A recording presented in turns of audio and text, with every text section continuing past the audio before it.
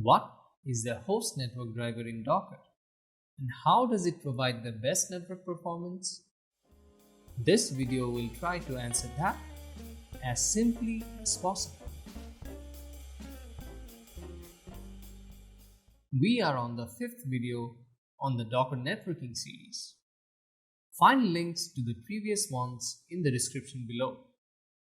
If you are looking to learn more about the basics of Docker, I will recommend checking out the Docker Made Easy series.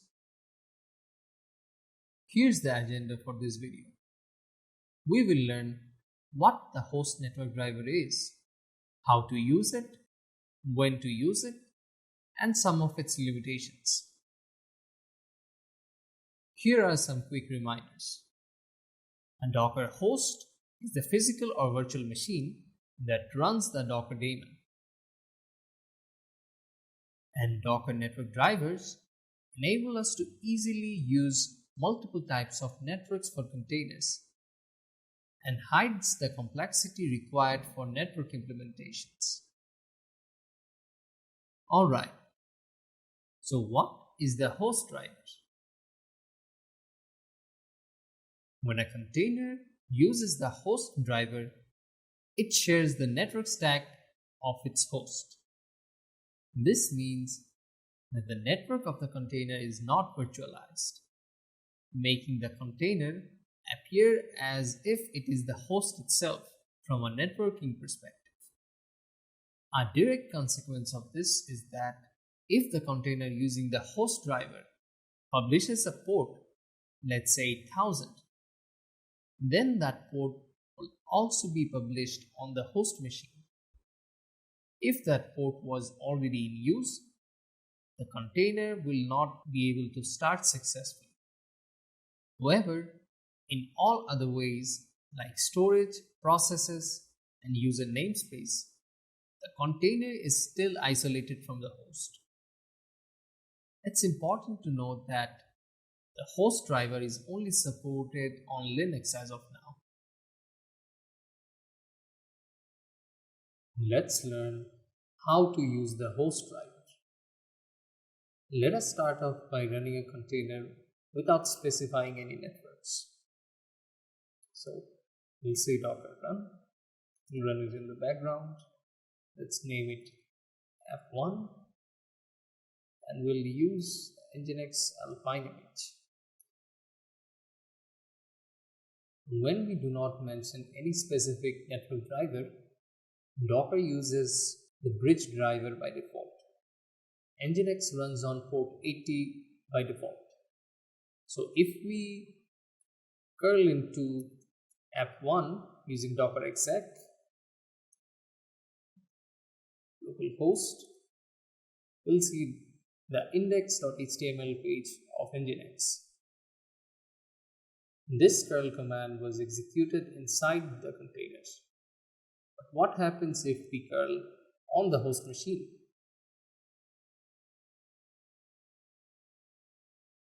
We see that this particular command fails. This is because we cannot reach the Nginx container from within the host, as the container uses a separate namespace from the host. The solution when using the bridge driver is to use port mapping. So let us remove the containers in F1. We will run it again. Run. We will run it again, but this time we will mention a specific port mapping option. We'll say port 2000 on the host will map to port 80 on the container. If we again try to use curl, so we use exec command again inside the container, it shows the index page successfully. But if we curl again on localhost, it won't work. But since we mapped port 2000 on the host to port 80 on the container, what happens if we ping localhost port 2000? Well, this seems to work. This works because we have mapped port 2000 on the host to port 80 on the containers. Let's try using the host driver now. We will run a very similar container to app1. Docker run in the background. We'll name it app2. We'll specify the network to be host and we'll use the same image. If we try to curl localhost now, it shows the index page of Nginx. This is because the container that is using the host driver is actually using the namespace of the host. So when the container binds onto port 80, it's also available on the host. We can confirm this by checking the IP configuration of the containers and the host machine. Let's first check it for the host machine. IP address shows us there are 4 different network interfaces, a loopback, an Ethernet, the Docker 0 interface, and a virtual Ethernet. Don't worry about the detailed information presented in this command. Just take note of the number of network interfaces and the IP address of the Ethernet interface. So if we check the IP addresses of the app1 container, docker exec app1, we see there are only 2 network interfaces and the IP address of the Ethernet interface is different from the host one. Now what happens when we check the IP configuration of app2? This configuration looks very familiar because this is exactly the same network interfaces and IP address as we had seen on the host. So this confirms the host network driver is actually using the namespace of the host machine.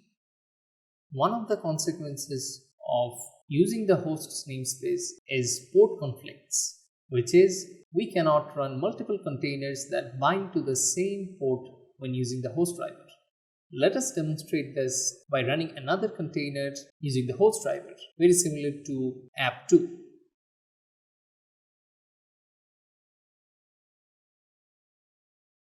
We will just name it app3 and run it. Let us check the logs for app3. This shows us that Nginx tried to bind to port 80, but it failed because the address was already in use. It tried that several times and finally it gave up. We can finally confirm that app3 is not running.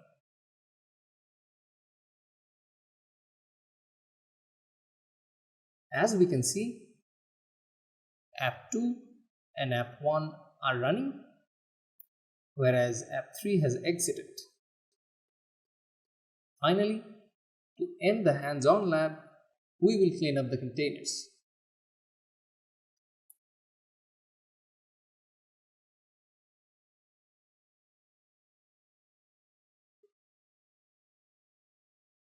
When should we use the host drivers? The following are some use cases where host driver would be suitable. 1. When the highest network performance is required. The host network driver provides the best network performance compared to other drivers, since it allows the container to use the network namespace of the host machine directly and does not require port mapping or network address translation. 2. When a single container needs to handle a large number of ports. If our workload demands a container to handle a large number of ports, then it might be preferable to use the host network directly instead of mapping each port to the host one by one. Number 3. When network isolation is not required. This can actually simplify our network since we won't need to bother with port mapping or NAT. Given its properties, we should be aware of the limitations of the host driver. The first of which is a lack of network isolation. As the container's network is not virtualized using host, it may not provide the level of isolation required for many multi-container workloads.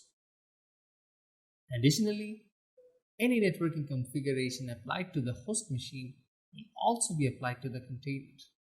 If the container is deployed in privileged mode, the container could even reconfigure the host's network stack as well. This tight binding with the host machine could raise bugs or security issues. Second limitation, port conflicts. As we have seen, host driver does not allow us to run multiple containers that use the same port. Number 3, only works on Linux machine. The host driver is only supported on Linux machine and not on Docker Desktop for Mac or Windows.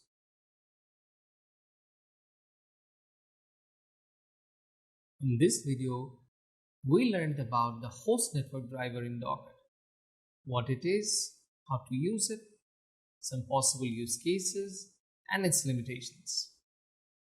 By not providing network isolation, the host driver provides the best performance and simplicity. But its drawbacks are to be kept in mind when using the host driver in production. I hope I could make things clearer for you, be it just a tiny bit. In the next video, we will learn about the bridge driver, the default network driver that is likely used the most in development environments. Thanks for making it so far. See you on the next one.